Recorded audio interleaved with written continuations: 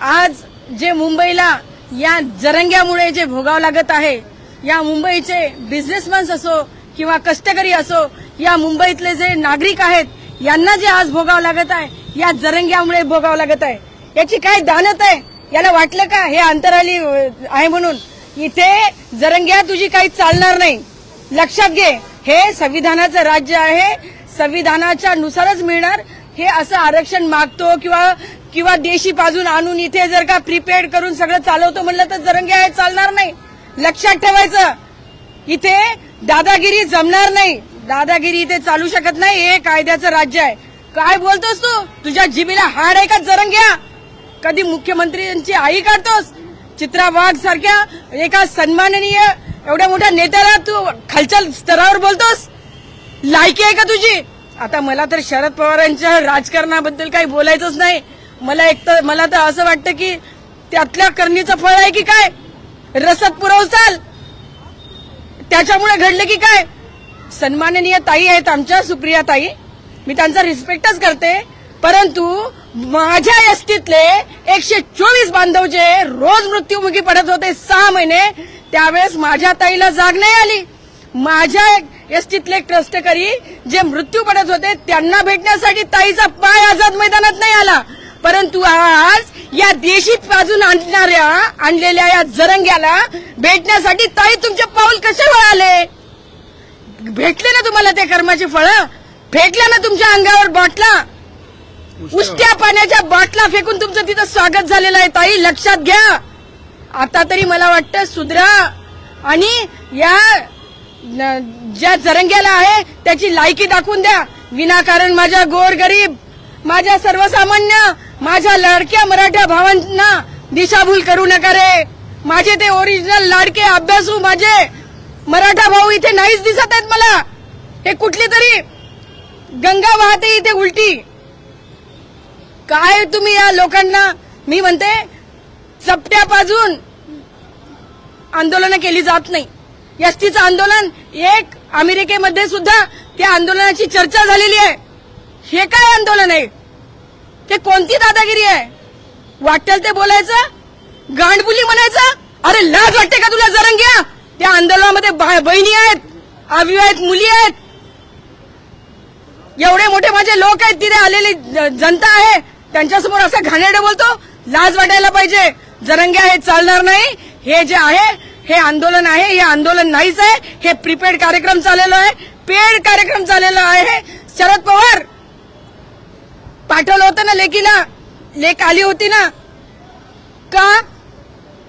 सगळे तुमचे नेते पण तिथे आहेत ना, जागजागी सगळे पुरवठा करत आहेत ना.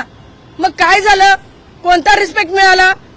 म्हणजे सीमेपलीकडे जे आतापर्यंत आपण म्हणत होतो की क्रॉस बॉर्डर मध्येच हे केलं जात होतं, एकाने पुरवठा करायचा आणि त्याचे फळं एक दिवस भोगायला लागले होते अमेरिकेला सुद्धा. तेच हे झालेलं आहे. रसद जरी पुरवली असेल तरी आज लेकीचा कसा अपमान झाला हे लक्षात ठेवा. पिदाड्याचा कोणताही धर्म नसतो, पिदाड्याची कोणतीही जात नसते, या जरंग्या चपट्याची कोणतीही जात नाही, याची कोणतीही लायकी नाही.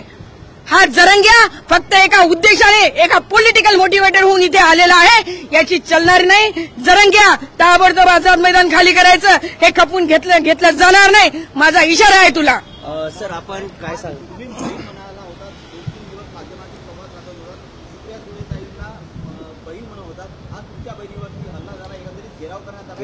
घोषणाबाजी करण्यात त्या ठिकाणी बघा, राष्ट्रवादी काँग्रेसचे वयोवृद्ध पुढारी आणि पवार कुटुंबियांच्या राजकारण सगळ्यांना बाराखडी माहिती आहे.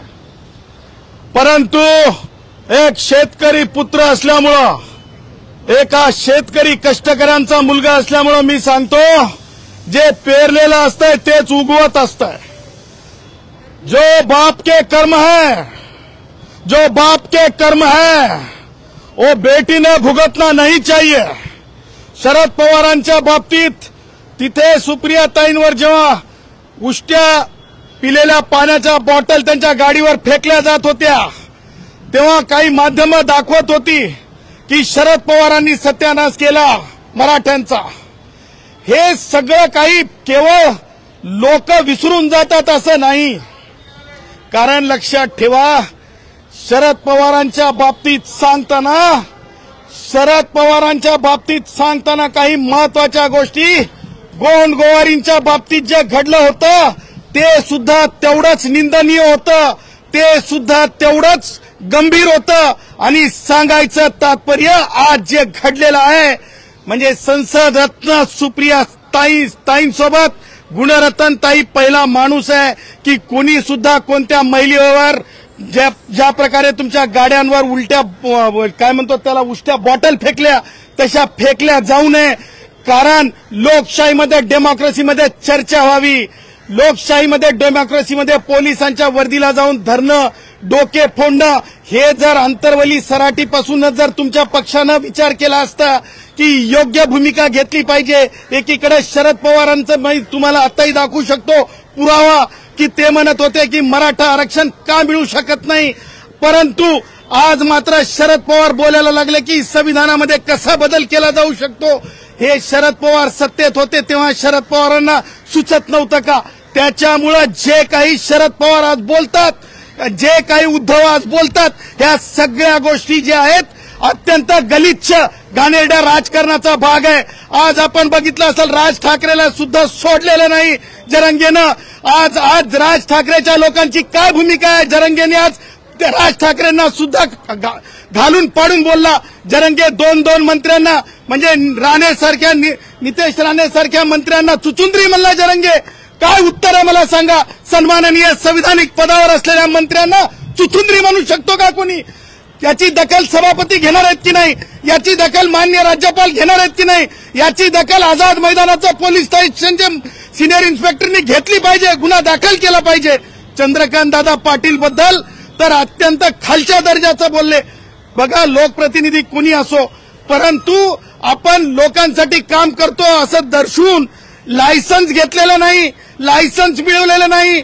चपटी पिऊन बोलणं सोपं आहे, परंतु चपटी पिण्यासाठी सुद्धा लायसन्स असतंय. परंतु आज असं झालेलं आहे की सुसाट सुटलेले आहेत. आज आपण बघत आहात की मला काही महिला पत्रकारांनी सांगितलं, हे अत्यंत मी गंभीर सांगत आहे तुम्हाला. महिला पत्रकारांनी मला सांगितलं की कशा प्रकारे ते व्यक्त होत आहेत म्हणून. आणि व्यक्त होण्याची प्रक्रिया अशी आहे की एका महिला भगिनी पत्रकारेला जे आहे कशा प्रकारे तिच्यासोबत म्हणजे ज्या प्रकारे म्हणजे अपमानित केलं. ती महिला पत्रकार एका आपल्या कॅमेरामॅनला घेऊन रेल्वे स्टेशन पर्यंत जावं लागलं. लोकांमध्ये भानच राहिलेलं नव्हतं. बरोबर जयश्री पाटलांनी सांगितलं की ते कार्यकर्ते नसून ते कोण आहेत, तर ते जे आहेत प्रशिक्षित लढाके आहेत. आपण जर बघितलं मनोज जरांगे पाटील यांचं उद्यापासून कडक उपोषण असणार आहे. त्या ठिकाणी ते पाणी देखील पिणार नाहीत आणि एक दिवस पुन्हा एकदा वाढून देण्यात आलं. मी तुम्हाला सांगायलो, जर एखादा माणूस उपोषणाला बसत असेल तर कायदेशीर प्रक्रिया हीच आहे की वैद्यकीय अधिकाऱ्यांना जाऊन शासनाच्या तपासलं पाहिजे. जरंग्या उपोषण करताय हे कशावरून? जरंग्या उपाशी आहे हे कशावरून? जरंगे आम्हाला माहित नाही खजूर खाता है, क्या खाता है, किसको पता है? खजूर खाता है, अंडा खाता है, क्या खाता है, किसको पता है? सब गोलमाल है भाई, गोलमाल है, सब गोलमाल है भाई, गोलमाल है. भूखा है, खाता है, पीता है, किसको पता है? त्याच्यामुळं वैद्यकीय अधिकाऱ्यांना तपासणी का करू देत नाही जरंग्या? हा सगळ्यात माझा बेसिक प्रश्न आहे. आणि जर वैद्यकीय अधिकाऱ्याला जरंग्या तपासणी करू देत नसेल तर ही गोष्ट की हे उपोषण कसं आहे? कारण वैद्यकीय अधिकारी उपोषणाच्या संहितेमध्ये वजन मोजलं जातंय. वैद्यकीय अधिकाऱ्याकडून ठोके मोजले जातात म्हणजे नाडीचे. त्याचबरोबर वैद्यकीय अधिकाऱ्याकडून हार्टचे हार्टबीट मोजले जातात. त्याचबरोबर वैद्यकीय अधिकाऱ्याकडून जे आहे आपलं काय म्हणतो त्याला काय नाही पल्स नाही ईसीजी पाहिली जाते. त्याचबरोबर रक्त तपासलं जातं, युरिन तपासलं जाते. जरंग्याचं कोण तपासत आहे? जरंग्या ज्या प्रकारे व्यक्त होत आहे त्या प्रकारे मला एक म्हणजे प्रश्न आहे आणि चौकशीची मागणी करतो. कारण आता वेगवेगळे जेवणच घेण्याची गरज नसते. एका एवढ्याशा गोळीवर सुद्धा पोट भरलं जाऊ शकतंय. आणि म्हणून माझं असं म्हणणं आहे की जरंग्या जे आहे उपवाशी आहे का असा माझा बेसिक प्रश्न आहे. जरंग्याचं जे काही चाललेलं आहे ते अत्यंत राजकीय ढोंग चाललेला आहे आणि म्हणून जरंग्याचा उपवासामध्ये येतंय का? कारण आत्मक्लेश एकत्र करायचं असतंय. आत्मक्लेश एकत्रित करून त्यावर चर्चा घडवून आणायची असती. लोकतांत्रिक मार्गाने जे हे दिलेले आहेत, पॅरामीटर्स दिलेले आहेत, जे संहिता दिलेल्या आहेत, त्या संहितेनं वागायचं असतंय. तशा प्रकारचं हे उपोषण नाही. आणि उद्या ते पाणी पित नाही म्हणाले ना, ह्याच्या मागे सुद्धा काहीतरी कुभांड आहे. आणि जरंग्याच्याच बाबतीमध्ये उच्च न्यायालयाचे त्याच्या उपोषणाच्या बाबतीत दिलेले निर्देश हे सर्व श्रुत आहेत. सर, आपण जर बघितलं 2 दिवसाच्या सुट्टीनंतर उद्यापासून पुन्हा एकदा मुंबईमध्ये जे चाकरमानी वर्ग आहे त्यांची मोठी संख्या असणार आहे, जे चाकरमानी कामावर मुंबईमध्ये येत असतात. कारण की आपण बघितलं गेल्या 2 दिवसांपासून मुंबईमध्ये मोठ्या प्रमाणात मराठा बांधव आहे. 2 गोष्टी लक्षात ठेवा. जरंग्या, ज्या प्रकारे मला कोणाला श्वानाची उपमा द्यायची नाही, ज्या प्रकारे तुम्ही सामाजिक धर्माच्या नावावर लोकांना अपमानित करत आहात, आमच्यासारख्या माणसाला तुम्ही भुकल्यासारखं शिवीगाळ करत आहात, तुमचे लोक धमक्या देत आहेत. त्याही पुढे जाऊन जर उद्या वर्किंग डे, उद्या जर त्रास झाला, गणपती बाप्पांच्या भक्तांना त्रास झाला, तर ह्याचे लिगल कॉन्सिक्वेन्सेस जे आहेत ते मान्य न्यायालयासमोर नेले जातील. उद्या जर मी सन्माननीय आझाद मैदानच्या वरिष्ठ पोलीस निरीक्षकांना सांगू इच्छितो, त्याचबरोबर उद्धव, त्याचबरोबर राष्ट्रवादी काँग्रेसचे वयोवृद्ध पुढारी शरद पवार, जे सिंपथायझर आहेत, मला त्यांना आव्हान करायचंय की उद्या चाकरमानी, त्याचबरोबर कष्टकरी, कारण 3 दिवसापासून जो फुटपाथवरला वेंडर आहे त्याचं हातावर पोट आहे, ते अर्ध पोट त्याचे कुटुंब जगत आहे. त्याचबरोबर हॉटेल व्यावसायिक आहे, वेगवेगळे व्यावसायिक आहेत, त्यांच्यावर सुद्धा अन्याय होत आहे. त्याचबरोबर जीडीपी पडत आहे. ह्या सगळ्या गोष्टी लक्षात घेता आझाद मैदान पोलीस स्थानकाच्या सिनियर इन्स्पेक्टर साहेबांनी आज लॉ इंटू मोशन आणावा. उद्या लोकांना त्रास नाही झाला पाहिजे. रेल्वे स्टेशन रिकामे करावेत, कारण रेल्वे स्टेशन हे दारू पिलेल्या लोकांना धिंगाणा करण्यासाठी नाहीत, दारू पिलेल्या लोकांना धिंगाणा करण्यासाठी नाहीत, रेल्वे स्थानकात दारू पिलेल्या लोकांना धिंगाणा करण्यासाठी नाहीत, हे सुद्धा निक्षून आम्ही सांगत आहोत. पण उद्यापर्यंत जर हे झालं नाही, पण आंदोलकांचा थेट इशारा आहे की आम्ही जोपर्यंत आमची मागणी पूर्ण होत नाही तोपर्यंत आम्ही मुंबई सोडणार नाही, असं देखील सांगतो. मी तुम्हाला सांगतो, गॅझिटर. अबे जरंग्या, तुला गॅझिटरचा अर्थ माहित आहे का बे? गॅझेट कशाच्या कोणत्या आर्टिकल खाली प्रसिद्ध होत आहे, आणि एकदा जेव्हा गॅझेट प्रसिद्ध होत आहे त्याला डबल लागू करण्याची कुठं पद्धत आहे रे जरंग्या? अशा प्रकारची कोणत्याही संहितेमध्ये कोणतीही पद्धत नाही. गॅझिटर असो, खासरा पाणी असो, गाव नमुना 7 असो, गाव नमुना 7-12 असो, हे सगळे जे आहेत one of the document for requesting caste certificate आहेत. त्याच्यामुळं जरंग्याचं हे सगळं ढोंग आहे. आतापर्यंत मी बोललो नाही, पण आज कायदेशीरच सांगतो. ते काय गॅझेटर म्हणते ना, त्या गॅझेटरचा अर्थ एक पीस ऑफ एव्हिडन्स आहे. आणि जरंग्या कुणाला फसवायला, गॅझेट जेव्हा प्रसिद्ध होत आहे ते ऑलरेडी कायद्यामध्येच असतंय. त्याच्यामुळं तू जे म्हणतो कुणबी मराठा कुणबी, हे 3 जजमेंटनी सांगितलंय नाही म्हणून. 2001, 2002, 2005 आणि 2021 मध्ये संविधान पीठाने डॉक्टर जयश्री पाटील विरुद्ध मुख्यमंत्री महाराष्ट्र राज्य या केसमध्ये स्पष्टपणे सांगितलं कुणबी आणि मराठा हा डिस्टिंक्टली डिफरंट क्लास. त्याच्यामुळं जरंगे जे म्हणते ना गॅझिटर, शासनाला एक पत्र काढायला लावायचंय जरंगेला आणि परत गुलाल उधळून घ्यायचा. कधी ते सुद्धा सांगतो, हा कधी गुलाल उधळेल, खोटा गुलाल उधळून घेईल, हा ती खोटी मस्ती दाखवेल सगळ्यांना.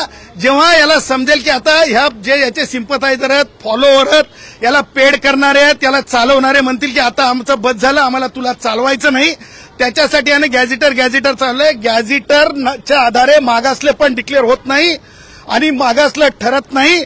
गॅझिटर लावून घ्या, गॅझिटर आणून द्या. हे कोणतंही जे आहे माधुरी पाटील विरुद्ध कास्ट स्क्रुटिनी कमिटी ठाण्याच्या जजमेंटच्या नंतर कोणाला सुद्धा गॅझिटरच्या आधारे मागासवर्गीय प्रमाणपत्र देता येत नाहीत. हे भूलभुलैया आहे. जे कोणी, मला तर क्यू येते काय आमदारांची, कोणी एक भुमरे नावाचे आमदार होते, मला क्यू येते काय आमदारांची. तुम्ही लेजिस्लेचर आहात, तुम्हाला पब्लिक सर्वंट म्हणलेलं आहे, तुमची व्याख्या वाचा. तुम्हाला जर कळत नसेल तर कुणाकडून विचारून घ्या. गॅझिटर हे one of the normal document आहे, जे document one of the proof म्हणून वापरला जातो. तो लागवा काढा, लावा काढा. अरे यार, हे काय चालवलंय तुम्ही? अकलेचे तारे असे तोडू नका ज्याच्यामुळे जगात म्हणलं जाईल की जे महाराष्ट्रातले लेजिस्लेचर आहेत त्यांना गॅझिटर लागलंय की नाही लागलंय. गॅझेटर वेगळं लावावं लागतं की नाही लावावं लागतं एवढं ज्ञान नाही, अज्ञान आहे, लोक हसत असतील.